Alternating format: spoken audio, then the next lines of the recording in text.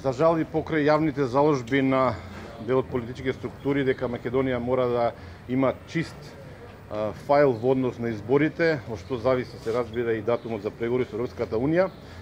Денеска морам да информирам за еден скандал кој што може да го наречем и големото око, големото уво, како сакате, во секој случај голем проблем за Република Македонија.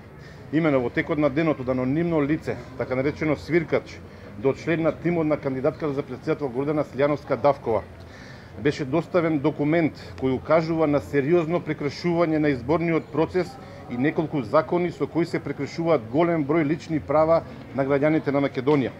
Од документот е јасно дека постојат индиции дека со помош на апликација за смарт телефони за оперативниот систем Android се прекршени не само изборниот закон, туку и други темелни вредности на македонскиот уставен систем. Според независни IT експерти кои ги консултиравме, постојат сериозни индиции дека со помош на апликација која што е поставена на сервисот за апликации Google Play, ако е направена од страна на владеачката СДСМ, се прибираат лични податоци и метадата од телефони на сите што ја симнали апликацијата.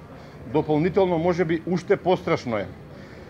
Според индициите што ги имаме, апликацијата се користи од членови на СДСМ кои што со нејзина помош добиваат целосен увид во интернет активностите на сите граѓани.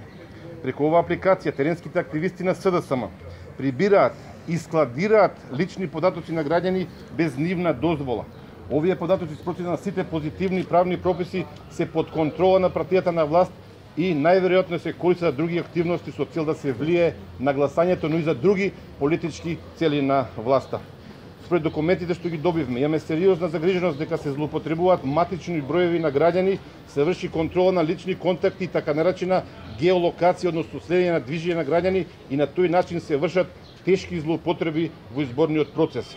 Им сугерираме на сите граѓани веднаш да избришат апликацијата преку која што една партија има целосен увид во приматниот живот на граѓаните. Апелираме до граѓаните да одбијат да разговараат со теренските екипи на СДСМ кои што од нив бараат било каков податок.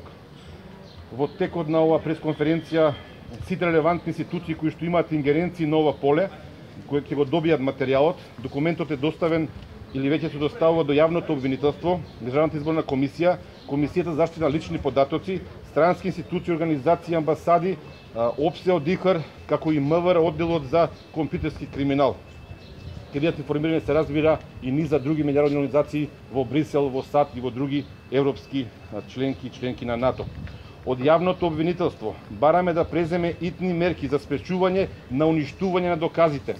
Јавното обвинителство да одреди мерка за забрана на користење на апликацијата веднаш да направи увид и конфискација на серверот во Социјалдемократскиот сојуз на Македонија со цел да се утврди фактичката состојба за која што говори овој документ. Постојат индиции дека на серверот спротивно на сите закони се складираат лични податоци на граѓани, што е недозволиво за една политичка партија. Според индициите, прекршени се најмалку следни основни човекови права: право на приватност, право на фер изборен процес, право на заштита на лични податоци. Со оглед на тоа што се работи за следење на животите на граѓаните и складирање на лични податоци, фотографии и видеа на граѓани, овој скандал може да се нарече не само големото уво, што имаме случај претходно, туку и големото око. За жал, по сите претходни скандали до овој тип не научивме дека изборите се празни на демократијата, а не можност за тешки злоупотреби на човековите права.